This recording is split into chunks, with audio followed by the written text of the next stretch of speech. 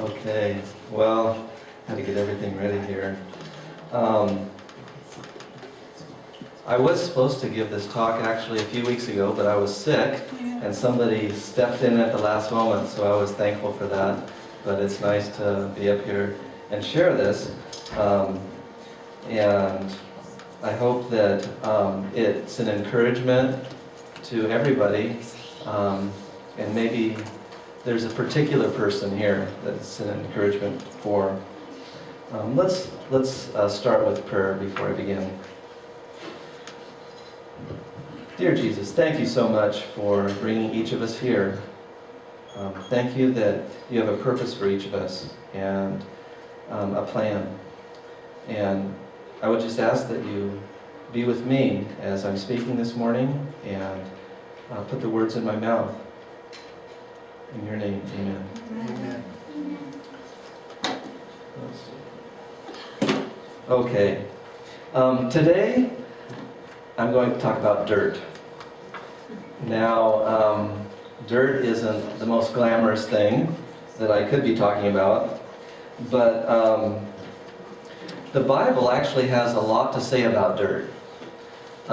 In preparing for this, I actually got kind of excited about dirt, and maybe I have to convince you the amount of excitement that can be in dirt, but did you know that you can make dirt? I'd have to talk to Luke back here. He's an expert at making dirt.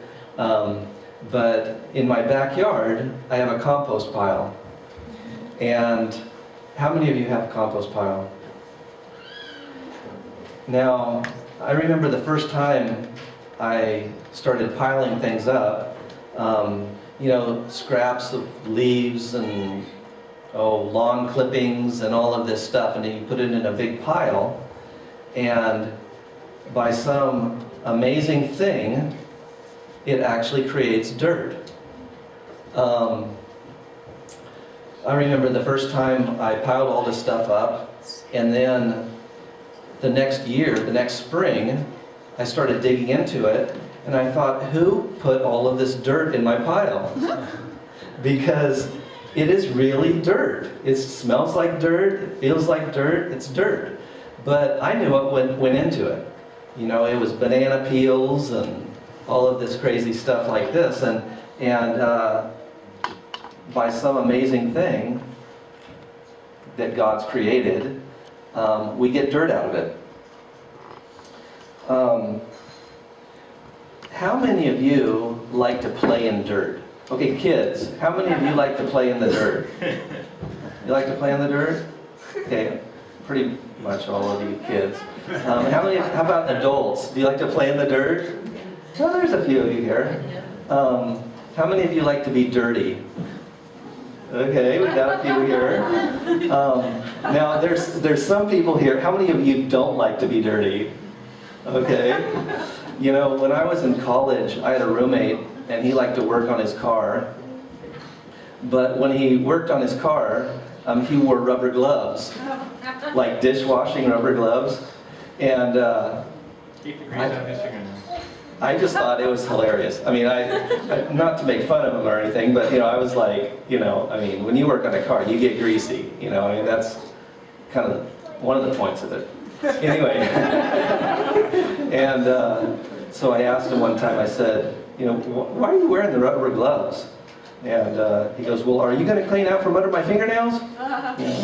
Okay, well, there you go. Anyway, some of us like to be dirty. Some of us don't like to be dirty. I have a few pictures of here. This guy obviously likes to be dirty.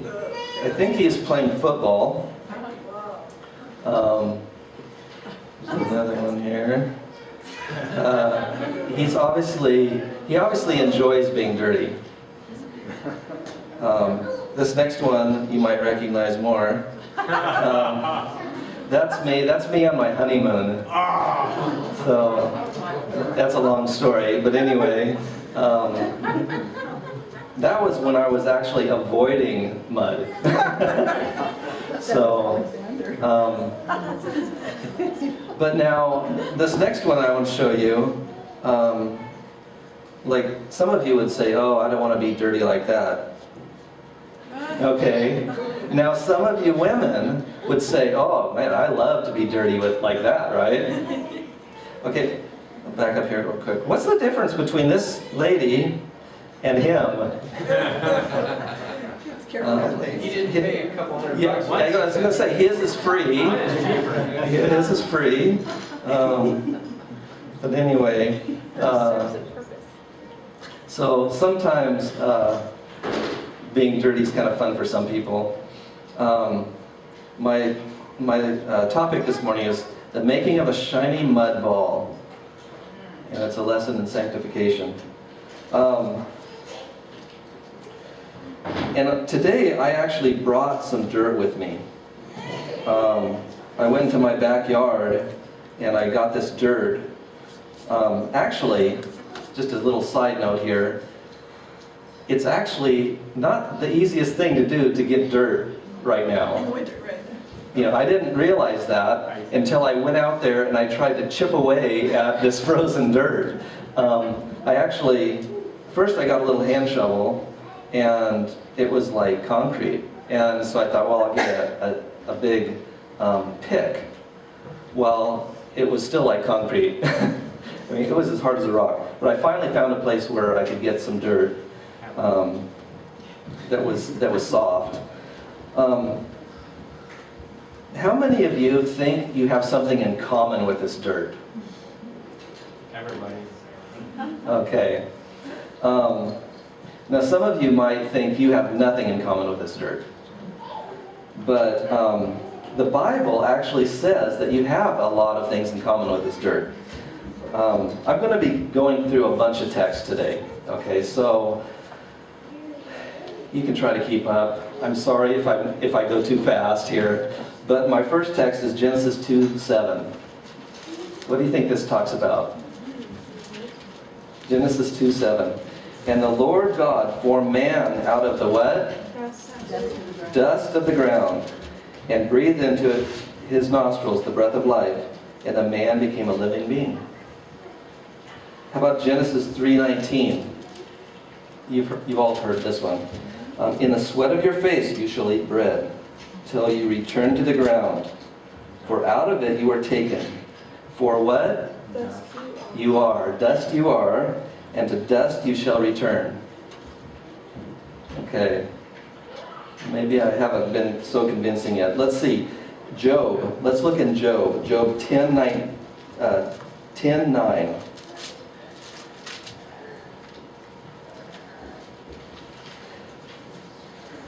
Remember, I pray, that you have made me like clay, and will you turn me into dust again? Solomon was a pretty smart guy. In Ecclesiastes 3:20, look at that one. All go to one place. All are from the dust, and all return to dust. So my argument would be that you actually have a lot in common with this dirt. But when we talk about dirt, there's a different kind of dirt. You know the expression, I feel dirty inside? I feel like dirt? That's talking about something else. And I think if we really thought about it, there's a dirtiness to being here, to being people. And unfortunately, that dirtiness is not solved by taking a bath. That dirtiness is sin. It's the sin that all of us are very clearly aware of. And so I don't want to dwell on dirt, but we need to admit where we're coming from. Once in a while, we should confront our dirtiness. Now, The Bible has a lot to say about this kind of dirt too. Let's look at Genesis 18:27. Now this is Abraham, and he is coming face to face with God. Genesis 18:27. Then Abraham answered and said, "Indeed now, I, who am but dust and ashes, have taken it upon myself to speak to the Lord." See, Abraham understood where God was and where he was. Another text, Isaiah 64:6. This is one that's well known too. Isaiah 64:6. "But we are all like an unclean thing, and all our righteousnesses are like filthy rags. We all fade as a leaf, and our iniquities, like the wind, have taken us away." Sometimes we need to think about the fact that when we do our best, it's dirty. Even if we try really, really, really, really hard, it's still dirty. And like I said, I don't want us to necessarily dwell on our past. But for somebody that hasn't come to Christ, this is something that's required. Because they need to come face to face with the fact that they're dirty. Otherwise, they could sit there and say, "You know, I'm not that bad." You know, before you come to Christ, you think, "You know, I'm not that bad. I'm at least better than this guy." Or they could say, "You know, I'm not a murderer. I don't beat my wife, kick my dog. I'm not that bad." And for somebody who hasn't come to Christ, they have to come to the fact that they're dirty. Now, for somebody that has come to Christ, they don't need to constantly be looking at their past. They don't need to be dwelling on that. But I kind of look at it like mirrors on your car. Now, if you were driving a car and you were only looking in your mirrors, you wouldn't be going very far anywhere. That's probably not the best way to drive your car. However, cars have mirrors. And for me, I think, you know, it's not so bad to know where you came from as a perspective on where you're going. And also, it's not so bad to look in your mirror to make sure something's not sneaking up on you. And so, for a Christian, it's not a bad thing to occasionally look at where you came from. Today, like this slide says, we're going to talk about sanctification. What would be a good definition for sanctification? Anybody? What? The process of becoming like Jesus. Comes from the word sanctify. To be made holy. So sanctification is that way of God taking you, shaping you, and making you into something that He wants. It's the process that He uses so that eventually, someday, you'll be okay to be with Him for eternity. That's His whole purpose of sanctifying us. To do that, I'm using an illustration today, and I'm going to start the process of making something beautiful out of this dirt. Okay, how many of you think that I can make something beautiful out of this dirt? I know. not a lot of encouragement here. Not a lot of raised hands. Some of them maybe were my family. So, in making this attempt, I'll have illustrations along the way. And my first illustration, actually, you guys participated in. And it's the fact that whether or not you think I can make something beautiful out of this has no relationship into whether I can do it or not. Okay? And God's the same way. Because sometimes we think, maybe we look at ourselves. Hopefully not, but sometimes we look at other people and we think, God can't do anything. And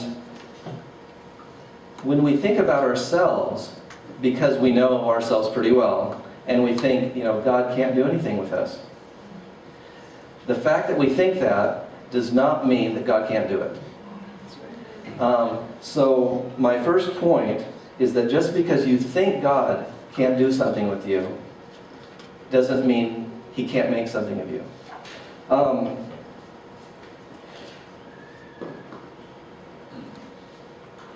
My point with this is that this should give us hope. Because if we're dependent on what we think God can do, the very fact that you're here is saying that God can do something. The next thing is that what I have here is common. Okay, is there anything more common than dirt and water?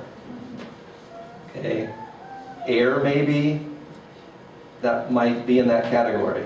But okay, I'm very confident in saying that there's nothing more common than dirt and water. Now, assuming that I can make something beautiful out of this, let's make that assumption. Assuming I can do it, isn't it kind of amazing that I'm making something beautiful out of something common rather than like diamonds or something? I mean, I'm not getting like gold together and making something beautiful. Or rubies, sorry rubies, but anyway. Something like that. I'm not taking something that's inherently beautiful or inherently extraordinary and I'm making something out of it that's beautiful. This particular dirt is from my backyard. Now, I can assure you there's nothing extraordinary about the dirt in my backyard. But it is very common. Now, when you think of yourselves, how many of you think that God doesn't have anything to work with? You're not gifted in anything that you can think of.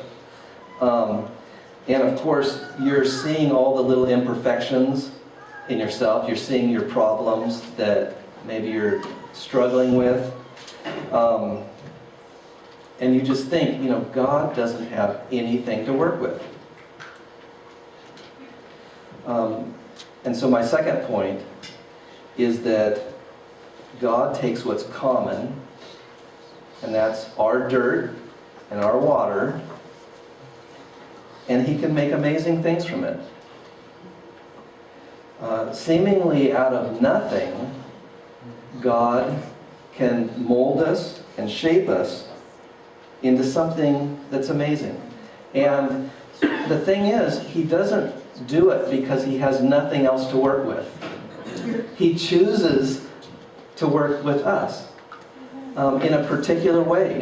Each person in a particular job, in a particular way. He's making us to work for Him.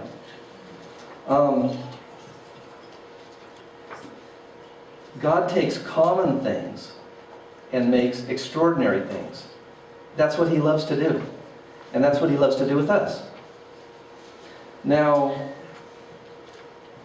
today I'm going to try to start making a shiny mud ball. And for those of you who don't think it's possible, you think it's crazy, this is going to be a challenge because I'm preaching and making a shiny mud ball. But anyway, I got some dirt in here, and I'm adding water. And you just kind of, don't want to knock it into the computer there. Anyway, so I just take it like this. Okay.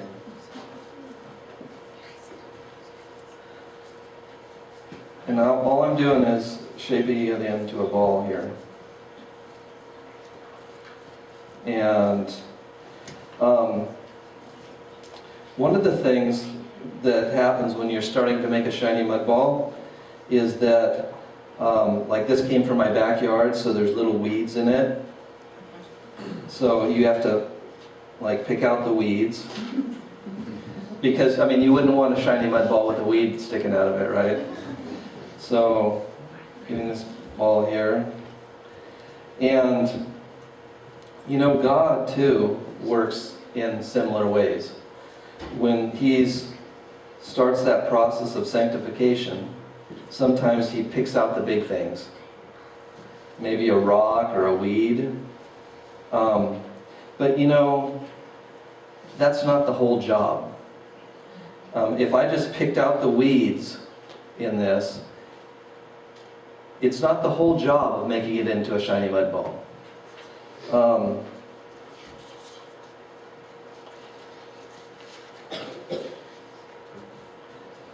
And just like with God, picking out those big things is not the only process of sanctification. So sometimes God does that, He picks out the big things, but we need to understand that that's not the whole process. There's other things beyond the big things. One thing when I'm starting to make this mud ball is that I have to be gentle. Now, God's gentle. How successful would I be in shaping this ball if I shaped it with a hammer right now? It wouldn't be very successful because it would break it. And, you know, God's the same way. He's gentle with us when we're fragile. Now, does God ever use more harsh things? I don't know how to say it. But is He a little bit harder on us than makes us feel comfortable? Sure He does. Maybe you're not a good steward of money. Maybe you don't think that everything's God's, but that you earned it. And so how would God work with you with that? Well, He might make you unemployed. And so that would be in the category of He's a little bit harder on you. But I guess my point is that mostly God's gentle. And I think I can illustrate that by how many of you think God's more gentle with you than you deserve? Okay. I think we all agree that God's gentle. Why do you think God's gentle with you? One of the reasons is because He knows where you came from. Let's look at Psalms 103:14.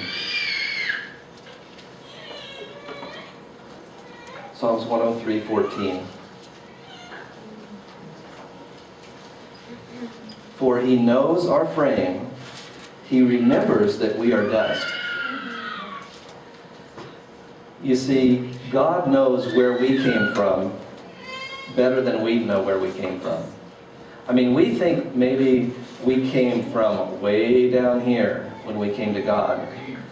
But in front of a holy, pure God, I mean, we have no idea. about where we really came from. The second thing when you're making a shiny mud ball is that you have to be patient. Now, unfortunately, I can't make a shiny mud ball in 15 minutes.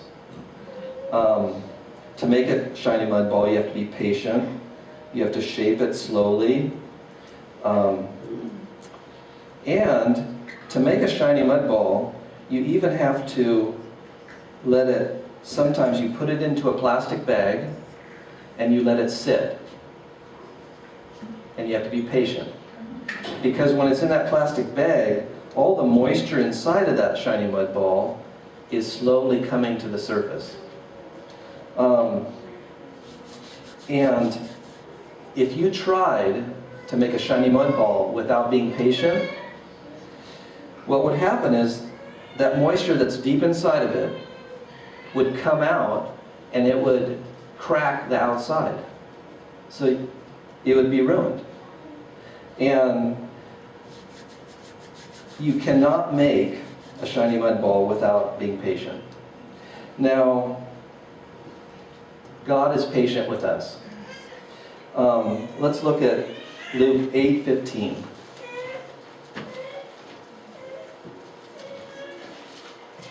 It says, "But the ones that fell on the good ground are those who, having heard the word with a noble and good heart, keep it and bear fruit with" what?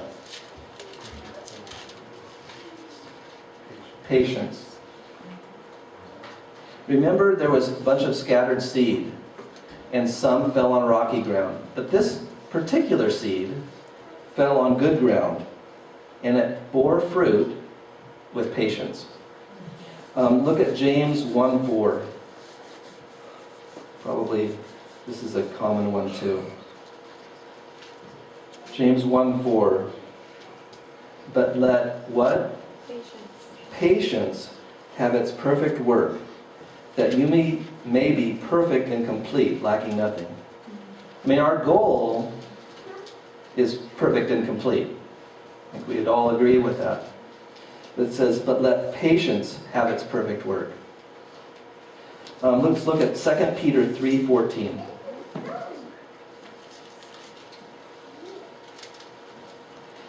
"And consider that the long suffering," or patience, "of our Lord is salvation."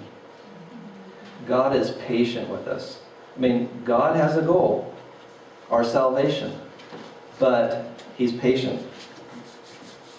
You see, I mean, God knows where we came from, and God is patient. But sometimes He uses time to patiently draw things out of us.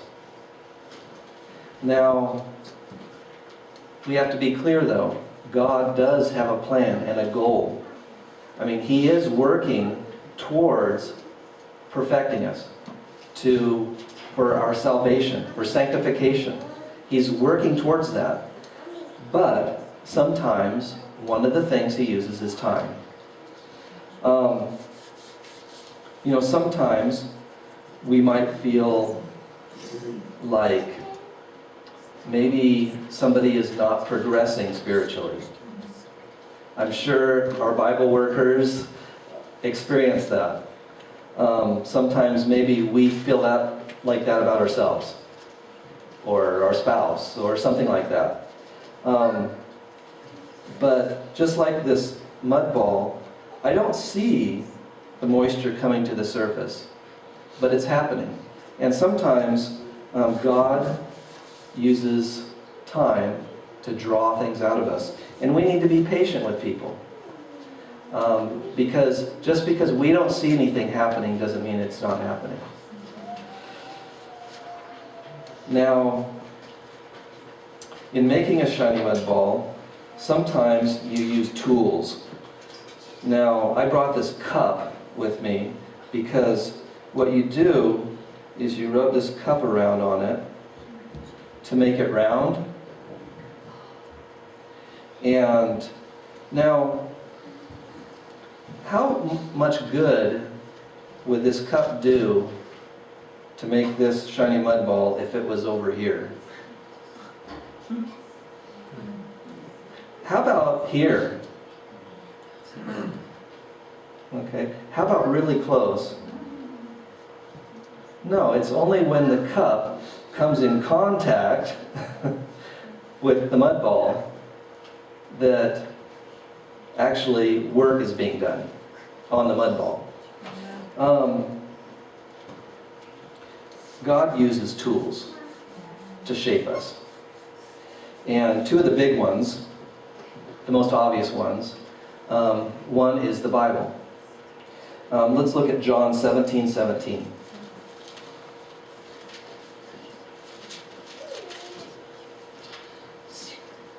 Okay.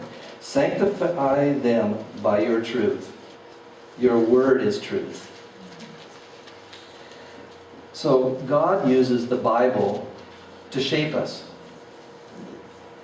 Now, just like the mud ball and the cup, okay, they actually have to come into contact with each other. Okay, so with the Bible, if the Bible's on the bookshelf, it's not going to be working on you as a tool. If the Bible's on your nightstand, okay, it's closer, but it's not coming into contact with you. The only way the Bible